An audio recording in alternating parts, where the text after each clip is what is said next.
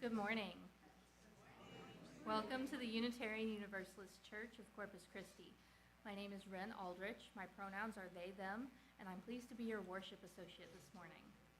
Whether this is your first time here or you've been coming for years, or even if you're with us online, we unconditionally welcome you as your full, authentic self. This space at this time is sacred and holy because you are here. We gather here today with intention to remember our values of interdependence, equity, transformation, pluralism, generosity, and justice, with love at the center. We often fall short of these ideals, but we continually grow as spiritual and moral beings. To that end, we recite a covenant each week, which is not a creed, but a promise we make to one another. Come and grow with us today. We have some announcements today. Our hospitality team could use some new smiling faces and extra hands helping with greeting folks at the door, making coffee, and setting up for our time after the service. If that sounds like something you would enjoy, please see Clair Houlihan or check out the sign-up sheet that's posted in the hallway. The Texas UU Justice Ministry is hosting their very last Thursday action hour before taking a break in July. They'll be covering everything from voting rights to climate justice, ICE abolition, to bodily autonomy. There's a lot of important work to be done, and we're always stronger together. You can find the link in last Friday's e-blast or use the QR code on the back of your order of service. The D&D gaming group will meet this afternoon at 2 p.m. Whether you're a seasoned player or complete newcomer, all are welcome. Our sessions are designed for everyone, so come and join the fun. The Shire of the Seawinds SCA Arts and Sciences Group meet this Monday, June 22nd at 6 p.m. and Saturday, June 27th at 1 p.m. Come meet skilled artisans and explore a wide variety of historical and creative crafts. No experience is necessary. They're always happy to teach and welcome newcomers.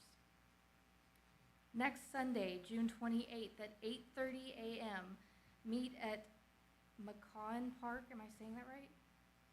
McCaughan Park for our first ever summer skate meetup.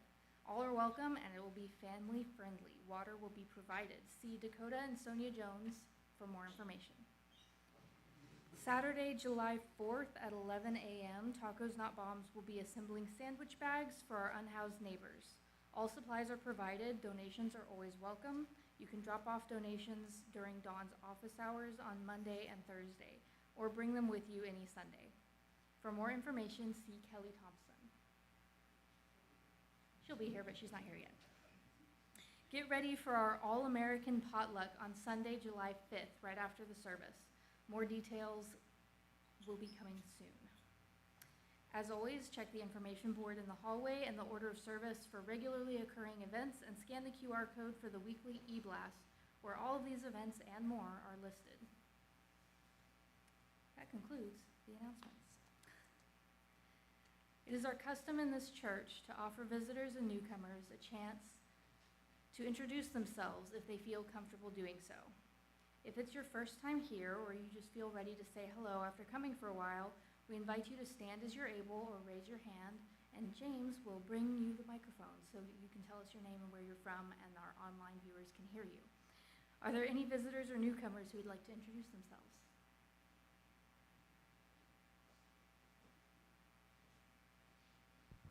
Hello, my name is Heather, and I'm originally from Marion, Texas. I just moved here about a year ago, so I'm trying to find my family. Welcome.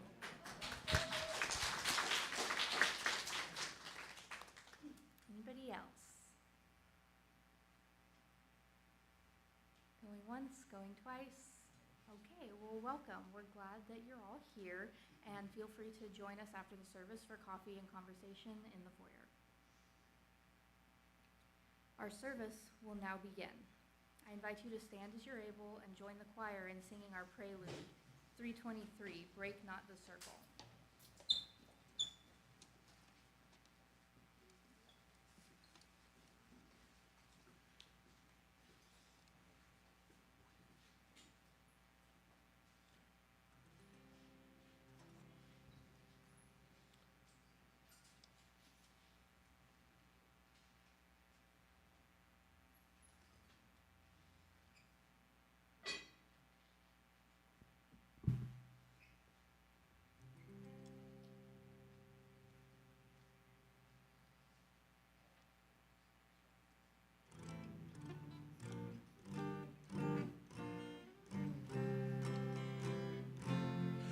Break not the circle of enabling love, where people grow forgiven and forgiving. Break not that circle, make it wider still, till it includes, embraces all the living. Come wonder at this love that comes to life, where words of freedom are with humor spoken, and of wrong and guilt, but will its human bonds remain unbroken? Join then the movement of the love that frees, till people of whatever race or nation will truly be themselves, stand on their feet, see eye to eye with laughter and elation.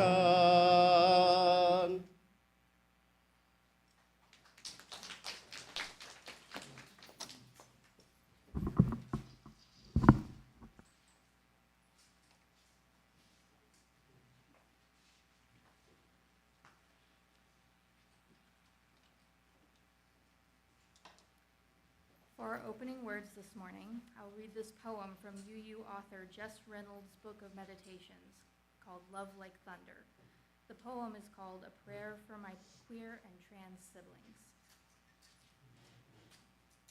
Here you are, here in this holy space, on this ground that is holy, because you are here. Here you are in flesh and bone, filling up this body that belongs to you alone. Your pumping heart is a wonder because it keeps you alive. Your loving heart is a blessing because it keeps all of us alive. The spirit of love has a home in you. May we all see that love in you, and let our hearts become mirrors for the compassion at your core. The spirit of injustice has a home in you. The spirit of justice has a home in you. May we light our wicks from one another until we are all aflame, until we burn out every prejudice we carry in these bones. Here you are, holy as you are. Blessed be. I would like to invite Tristan up to light our chalice while I share these words by Jamie Yandel.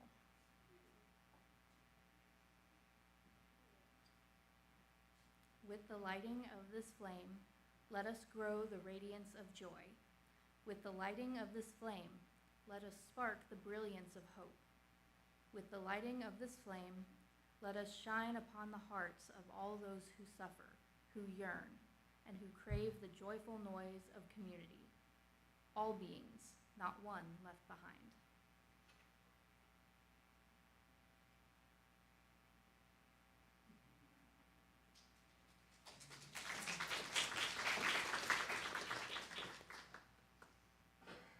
Please rise and body your spirit for the affirmation of our church covenant.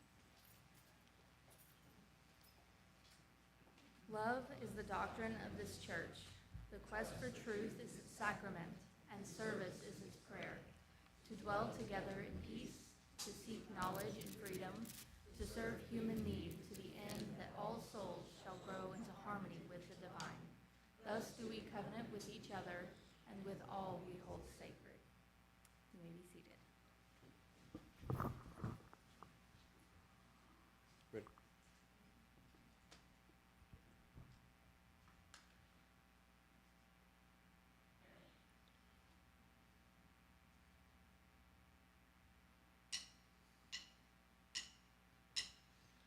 Often I am upset that I cannot fall in love, but I guess this avoids the stress of falling out of it. Are you tired of me yet? I'm a little sick right now, but I swear when I'm ready I will fly us out of here. Ooh.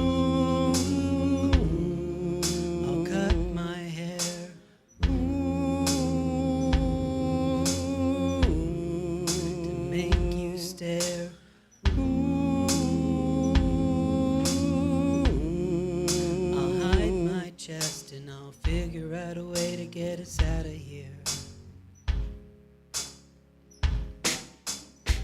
Turn off your porcelain face. I can't really think right now in this place. There's too many colors, enough to drive all of us insane. Are you dead? Sometimes I think I'm dead, 'cause I can feel ghosts and ghouls wrapping my head. But I don't wanna fall asleep just yet.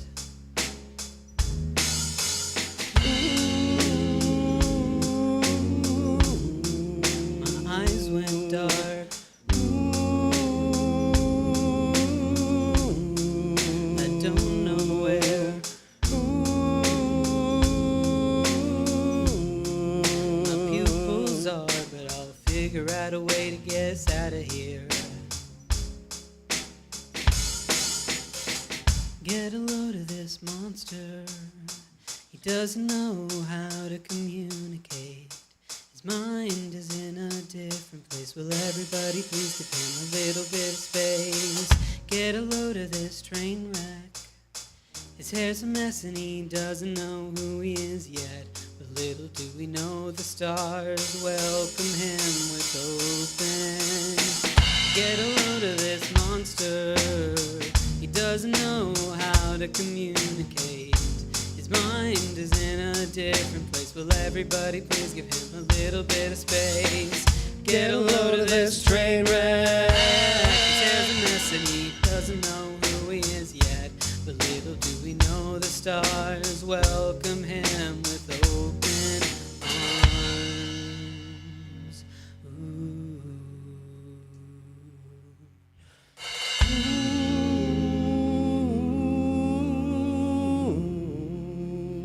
Time is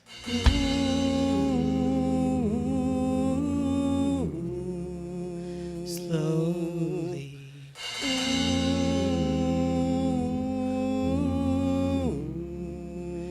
tracing his face, but strangely he feels at home in this place.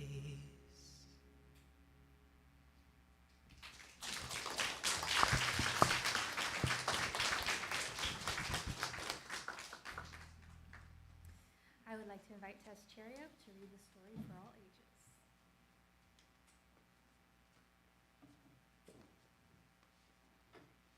Don't quite know how I'm supposed to follow that, but good morning, everyone. Good morning. Yes. I'm Tess Cherry, your religious exploration coordinator here at U2C3, and today's story is entitled Pringle and Finn. Written and illustrated by Paul Castle. Just a little background on Paul Castle if you don't know. He is going blind.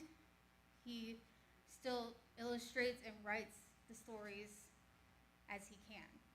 And his partner Matthew plays pranks on him all the time and he loves it. Go check out the shorts if you don't believe me.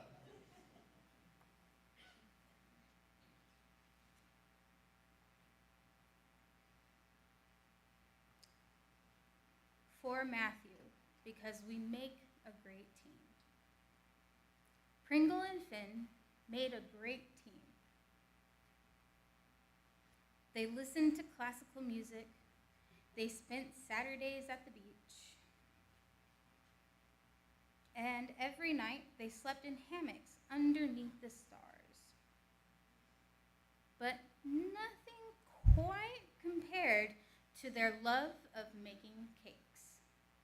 Wedding cakes, to be precise. And everyone agreed they made a great team. One cake was all pink and shaped like a heart. Pringle and Finn delivered it to a wedding in the lagoon. You must stay for the traditional wedding dance, said one groom. The flamingo tango, squawked the other.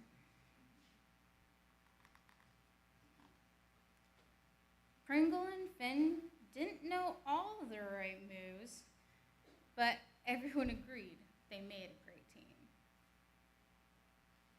Another cake was very small and dotted with yellow cheese. Pringle and Finn delivered it to a wedding in the farmer's field. "Will you please keep a lookout for the farmer's very ferocious cat?" asked the mice.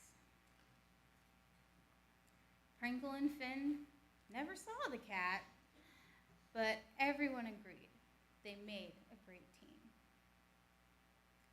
Another cake was so tall, Pringle couldn't reach the top without Finn's help. Pringle and Finn delivered it to a wedding in the savannah. "Oh, look, the musicians have finally arrived," said the brides, who mistook the penguins for the musical entertainment. Pringle and Finn played slightly out of tune, but everyone agreed they made a great team. One cake, however, stood out from the rest. It was icy cold and lined with rainbow snow cones. Pringle and Finn delivered it to a backyard wedding in their own backyard. "Did you remember to send the invitations?" asked Pringle. "I thought you sent them," replied Finn. Invitations went out.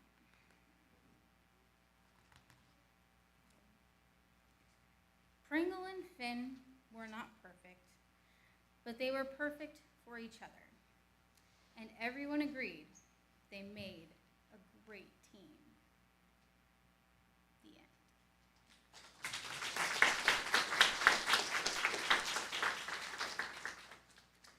I would like to invite the young and young at heart to join me in our reading.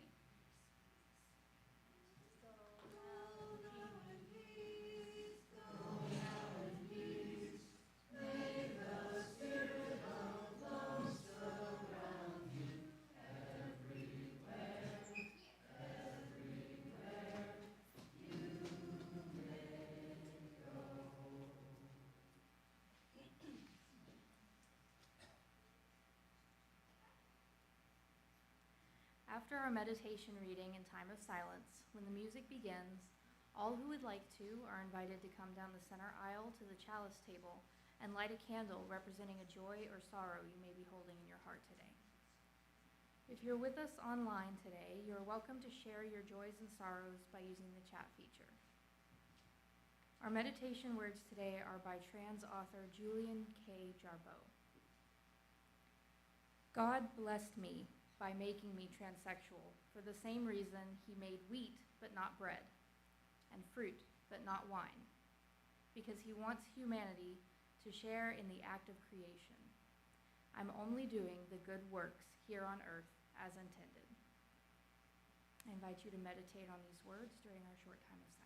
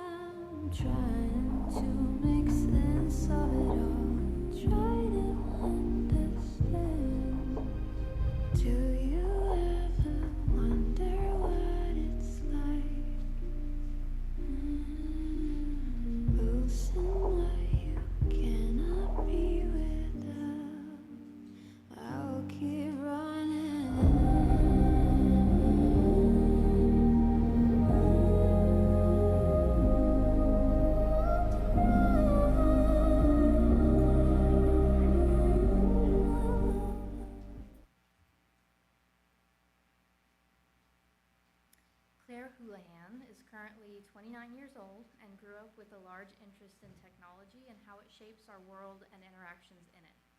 She earned her bachelor's degree in computer science from the University of Texas at San Antonio and is currently pursuing an associate's degree in process technology at Del Mar College. Please welcome our very own Clair.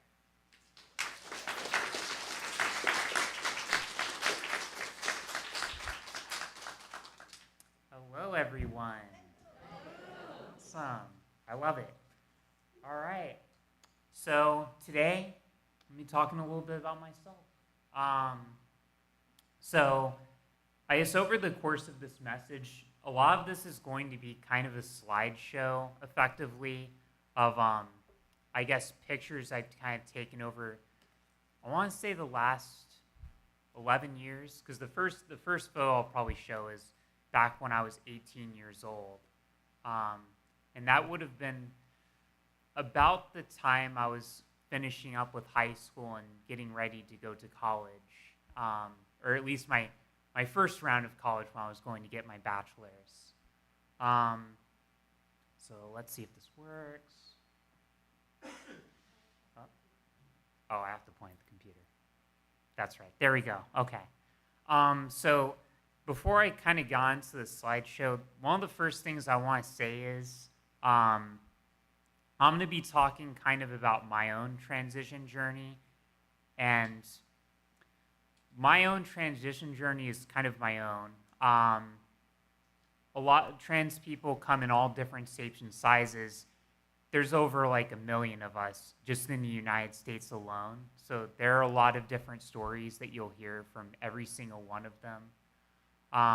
My hope at the end of end of this message is that it'll give a little bit more understanding when you see like news stories that come out about us, when you guys, or you hear like new legislation that's getting proposed, that hopefully it kind of gives a little bit more insight onto, or it gives you a little bit more of an idea of the person behind those stories. So now the other bullet point I have on there, some trans people know they're trans from an early age. Some take years to find out. It took me a very long time before I found out I was trans.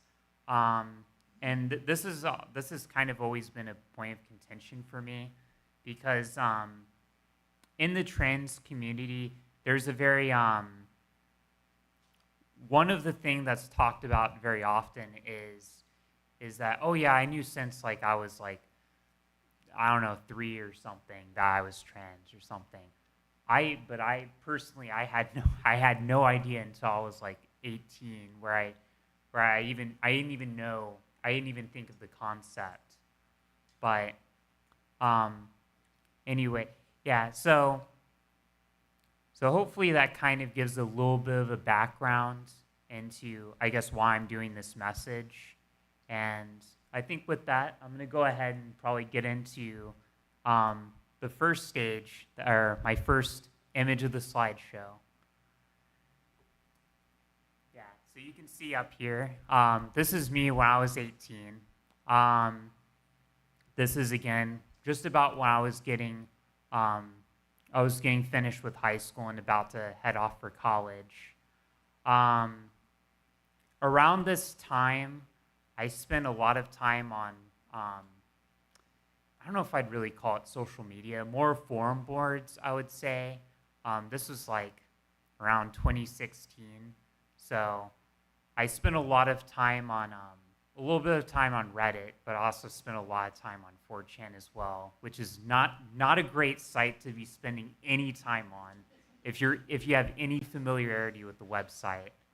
But one of the things I was exposed to was LGBT people, and in that I got exposed to a lot of trans people who are online, and I would read a lot of these stories on how they figured out they were trans, and when I was reading these stories, I saw a bit of commonality with myself and these stories where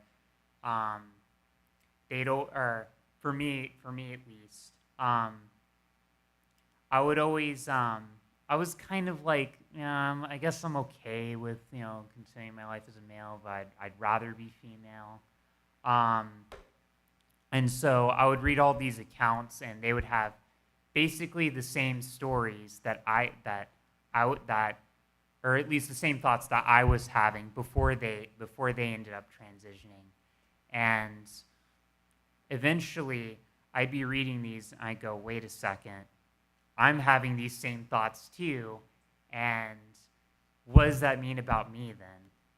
So I was exposed to all these thoughts, and I decided at the time, okay, well, now I'm really interested in this trans thing, and around that time, I decided to see a therapist about potentially transitioning. And there was only one other person I told at the time, when I was 18, that I was kind of thinking that I might be trans, and it was my older brother. I don't think I told anyone else that, because I was afraid of because I still wasn't totally sure at the time, so I didn't want to go around saying like, oh yeah, I think I'm trans, So I went to a therapist. I went and saw them for about 6 months, and when we go to see a therapist, we talk about thoughts and feelings we've had over the years, how long we've had these feelings. I think for me, what I said was that I had these feelings ever since I was 14 years old. But I saw this person for 6 months. I talked all about my growing up, and after 6 months, I kind of had a sudden thought. Wait a second, there was a moment. There was a moment of fear in me. And like what transitioning would entail, what if I'm wrong? What if I do this whole thing and then I'm even worse off after I transition? And so after about a period of 6 months, I went into what I call my repression phase. So I'm gonna go into the next slide. Oh, keep bringing the point over there. Whoop. There we go. So this is my denial phase right here. So this is when I was first starting. This was my first year of college when I took this picture. I think I took it with my roommate. As you can tell, huge into metal at the time, and I still kind of am, admittedly.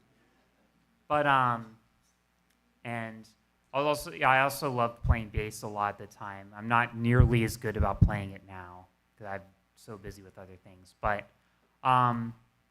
these again are what I call my years of denial. So during this year and the subsequent year, I would do everything in my power to put aside any notion that I was trans. So I would be like, I'm the most masculine man on this planet.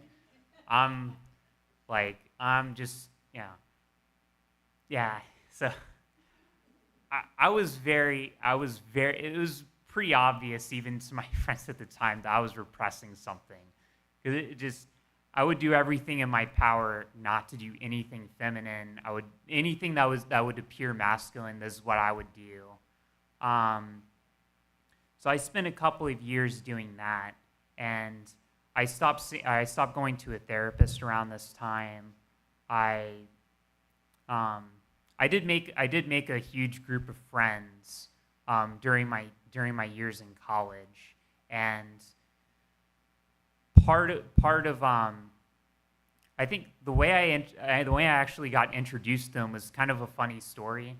So when I was going to UTSA for my bachelor's, I was just kind of sitting around by myself in the cafeteria like I often did back then. But this one person approached me. Hey, you're sitting alone. You want to sit with us? And I was like, sure, okay, why not? So I go over there, and that kind of set off I guess for me, a chain of events, because I got introduced to all kinds of different people, because during this time, most of the people that I was around during this period were also like straight cisgender men like me at the time, and so I didn't really have much of any personal exposure to LGBT people for the most part. Everything that I knew about like LGBT people was all online, because I had no exposure to it. But some of the people in this group were LGBT, so So during that period, I would interact with a lot of these people.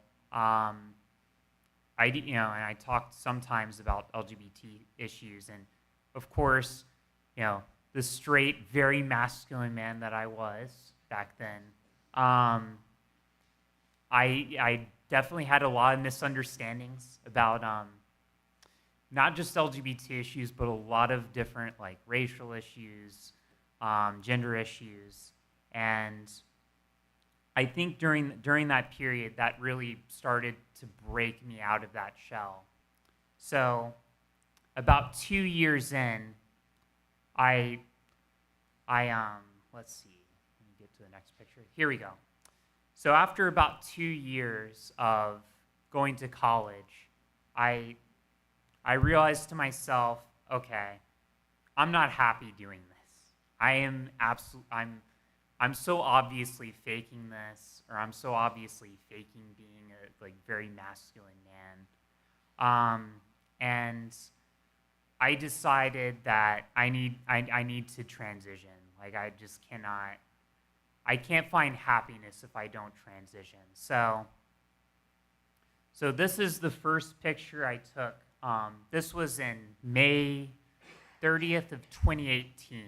So that would be about, let's see, we're in 2026, so about 8 years ago now. And at the time, I was like, oh, I'll take monthly pictures of like how my transition process went. You're gonna see how well that went. That didn't work out. Life tends to kind of get in the way of those kind of plans. But this is the very first picture I took of after I took my. So at the time, what I was doing was I was taking these. So they have two different, little pills that you take. One to suppress. If you're male to female, there's two different types of pills that you take. One that you suppress testosterone with. Oftentimes, it's something like spironolactone. The other one is estradiol, which of course increases the amount of estrogen in your body. So this was the very first day that I actually took it, and I decided I'm going to take a picture, and I'm going to see like how much different I look, months, years down the line. The other thing I started doing around this time was, so I guess before I get into that, I should probably talk a little bit about some of the effects that HRT has and some of the effects it does not have. So one of the things HRT does for if you're male to female is it softens your facial features. You'll probably see that. You'll probably start seeing that as I start going through the rest of this little slideshow. But it also redistributes fat, as you'd imagine. And part of that is some of the muscles that you have, they go to other places in your body. And one of the things that HRT does not do, unfortunately, if you're male to female, is it does not change your voice. So the voice I have now at this moment is not the voice I've always had. I sounded way different back then. And I don't even know if I could go back to my old voice. But back during this time, I started seeing a voice coach because I was still going to college in San Antonio. So I kind of looked into, resources to train my voice. And I started practicing basically every day on trying to raise the pitch of my voice, and I changed the way I was speaking, where instead of speaking less from my chest, I would speak more from, the top of my head. So the other thing HRT does not do, along with the changing your voice, is it does not do anything about the It does do a little bit with changing some of your body hair, but it doesn't completely get rid of your facial hair. So if you remember my previous slide, I don't know if I can go back to the previous slide. Maybe not. I don't think I can. But if you remember my previous slide, I had a huge giant beard, as you can imagine. So when I actually shaved that off, I still had quite a bit of beard shadow, as you'd imagine. So to actually get rid of that, I would also have to go see a laser therapist. So I would basically go to a laser therapist once every couple of months and have this zap my face with a laser, which doesn't sound that painful, but let me tell you, is one of the most painful experiences I've ever had. It is. I'm trying to think. It's like having bee stings constantly on your face throughout, like, I don't know, 30, 45 minutes of just like constantly zapping your face. So it is not an easy, it is not a fun process getting rid of that facial hair. So this is what I was doing at the start of my transition, and to a certain extent, I'm still kind of doing some of them, but the voice training maybe not as much nowadays. But the laser, I still probably need to continue. But I'm going to go over to the next slide. About 2 years in. Oh well, if I can. Oops. There we go. Okay, thank you, Nick. Thank you. So this is about 2 years into my transition. So this picture I have up on the screen right now is probably one of my favorite pictures, because this is the first picture I remember taking, or of me I guess wearing a dress actually out. So prior to this, during those first 2 years when I was taking HRT, what we have in the trans community is we have a term called boy moding. And for us who are male to female, what that is we go into our public life and we still wear like the same clothes we're wearing, when we're still seemingly identifying as men. And in my social life, I just had everyone treat me as male. Even if they knew I was trans, I was like, you can just call me he, him, and just treat me as male during this time. But about 2 years in, after a lot of the effects that HRT was having, I was feeling a little bit more comfortable in myself, as you can see on screen. And I decided to go to I think it was if I recall, it was an LGBT event, and I believe it was a comedy show related to Pride Month. So I decided, I'd wear something a little bit different than what I normally did. So I went to the comedy show, and I had a great time doing this. But you can it's maybe a little bit hard to see on the presentation slide. You can see my hair is getting a little bit longer. My face looks quite a bit different, not quite as wrinkly, I think. You can probably tell I'm a lot happier too. You can probably tell. But you can see like a lot of both physical changes, but you can also see a bit of a change in my emotional state as well in this picture. But at this time, I was still continuing like the voice training, the laser hair removal, and I was still continuing all those processes. But we're going to go on to the next slide here. Oh, or not. Okay, I might have to have Nick. I might have to have you continue on. There we go. So this is 5 years. This is 5 years in, and let's see. That would be about 2021, I think, when I took this picture. So you can see it's kind of hard to see, but you can still see I have that bass guitar even after all this time. I didn't fall out of practice quite at this moment as I have now. But you can see even more changes. My hair obviously has grown out quite a bit more. My face has also gotten a lot softer after all this time. I'm definitely even more comfortable than even like the 2 years in, and you can just hopefully notice like a much happier demeanor and state of mind. And then I'll go on to the last slide here. So this one is about 7 years in. So this was actually pretty recent. So you can see I'm still, even after all these years, after 7 years, still love metal. Still love, all that. But very much happier than I was 7 years back, and still continuing to do all the things I used to do. But part of the reason I wanted to go through some of these this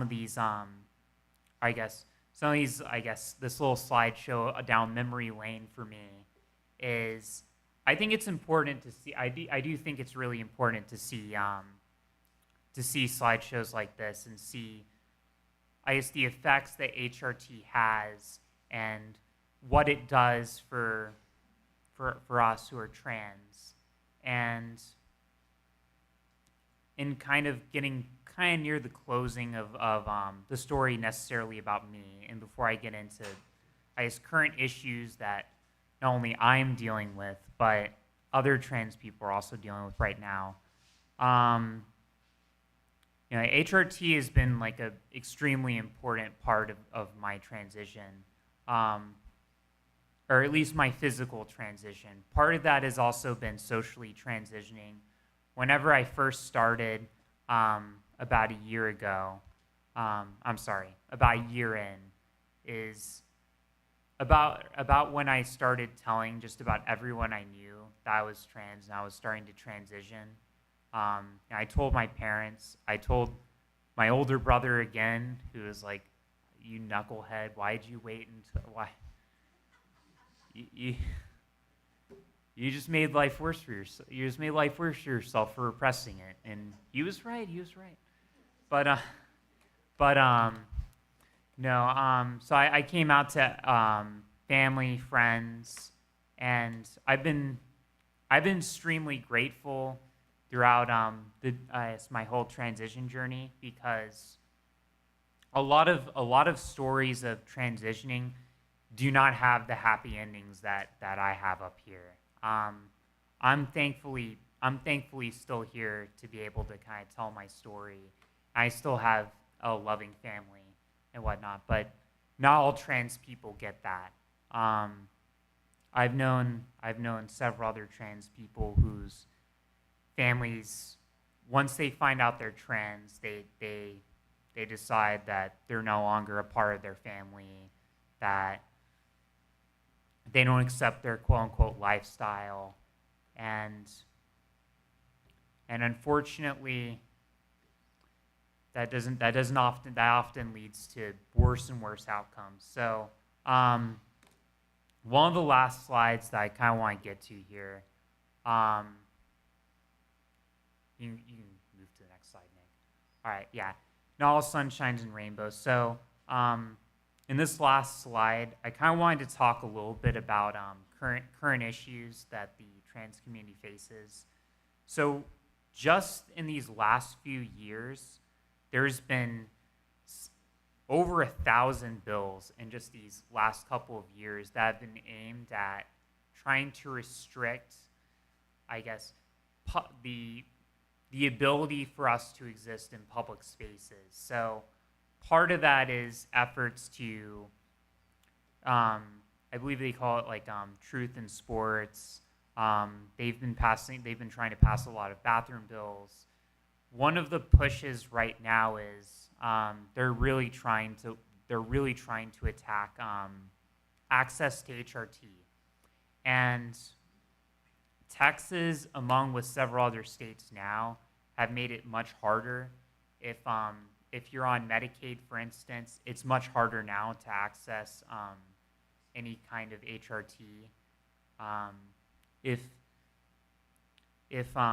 you try to access HRT and you're not I'm trying to think of the wording for this. If you're trans and you try to access HRT, Medicaid will not fund it now.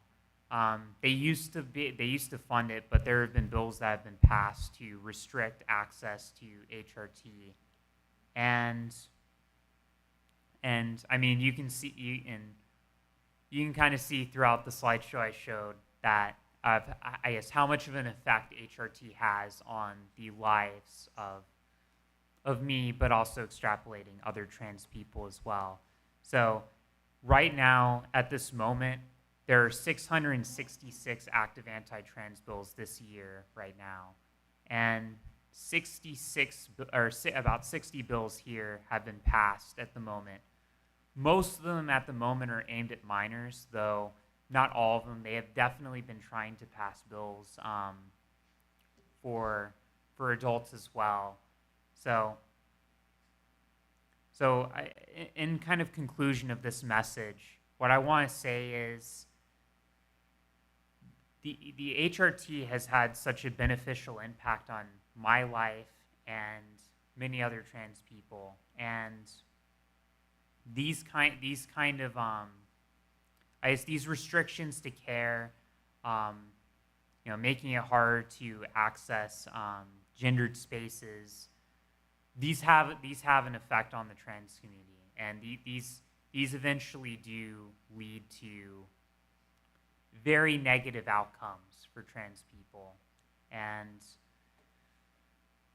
the hope is that hopefully a lot of these bills don't pass. Some of them, there has been action on defeating a lot of these bills, and they have actually had some success. Not all of these bills have passed.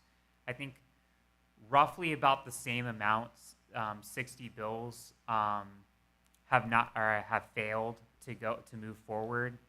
So there has been some success in fighting these bills back, but with every bill that gets passed like this, it definitely makes the lives of other trans people like me much more difficult. So that's kind of the message I kind of want to end on, that,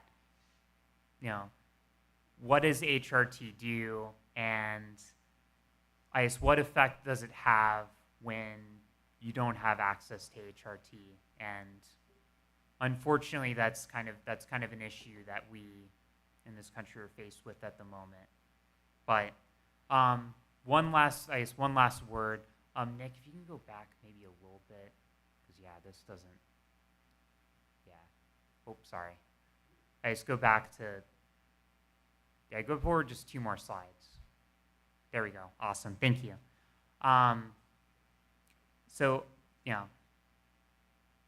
What I hope to end on is, while things are a little bit grim at the moment with the bills that are out right now, if the fighting has worked to an extent, and fighting these bills, fighting these bills is such an imperative because it makes a huge difference in our lives to have access to this care. And I mean, you can see the change in my little slideshow here on how much it's affected my life. So thank you all.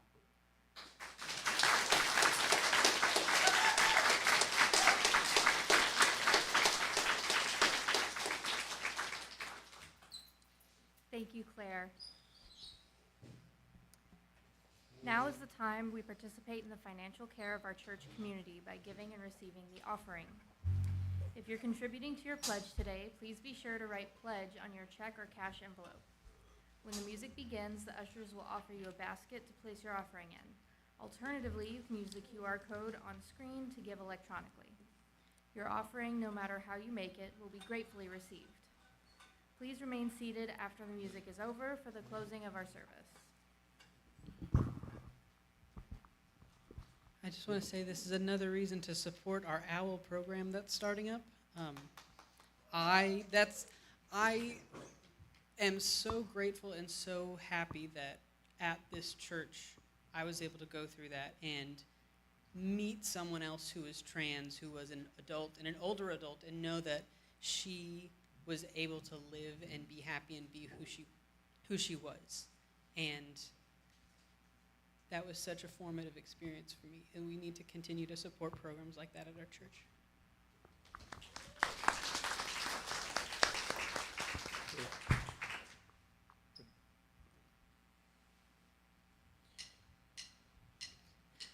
earth was still flat, and clouds made of fire, and mountains stretch up to the sky, sometimes higher.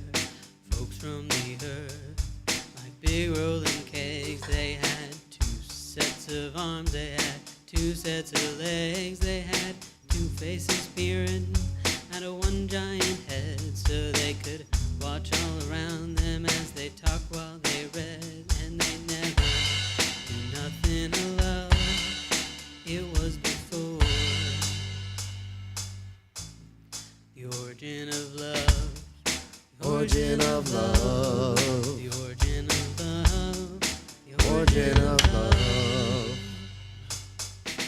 Mixes then one that looked like two men glued up back to back, the children of the sun, and similar in shape and girth was the children of the earth. They looked like two girls rolled up in one, and the children of the moon were like a fork stuck on a spoon. They were part sun, part earth, part daughter, part son.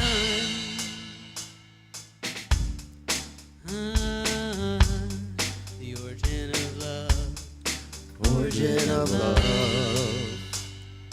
God's crew quite scared of our strength and defiance, and Thor said, I'm gonna kill them all with my hammer, like I killed the giants. But Zeus said, no, you better let me use my lightning like scissors, like I cut the legs off the whales, dinosaurs into lizards. Then he grabbed up some bolts, and he let out a laugh, said I'll split them right down the middle, gonna cut them right up in half. And the storm clouds gathered above, and the great balls of fire, and then fire shot down from the sky in bolts, like shining blades of a knife, and it ripped right through the flesh of the children of the sun, and the moon and the earth. And some Indian god put the wound up into a hole, pulled it right round our bellies to remind us the price that we pay. And Osiris and the gods of the Nile gathered up the big storm to blow a hurricane, to scatter us away in a flood of wind and rain, in a sea of tidal waves to wash us all away. And if we don't behave, they'll cut us down again. We'll be hopping around on one foot and looking through one eye. Last time I saw you, we just split in two. You was looking at me, I was looking at you. You had a way so familiar, I could not recognize, 'cause you had blood in your face and I had blood in my eyes. But I could swear by your expression that the pain down in your soul was the same as the one down in mine. That's the pain that cuts a straight line down through the heart. We call it love. We wrapped our arms around each other, trying to shove ourselves back together. We were making love, making love. It was a cold, dark evening, such a long time ago, when by the mighty hand of Jove, it was a sad story how we became lonely, two-legged creatures. It's the story, the origin of love.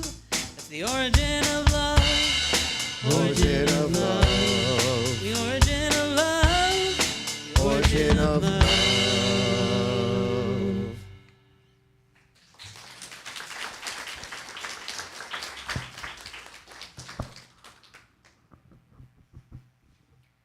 As we go forward into this frightening, exhilarating, confusing, miraculous world, may we offer our comfort to the afflicted, our love to those who are lonely, and our wish for all to be safe.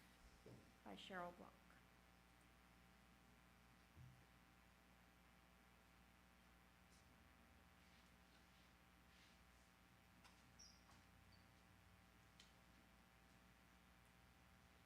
And now invite you all to stand and sing our closing song as we leave this friendly place.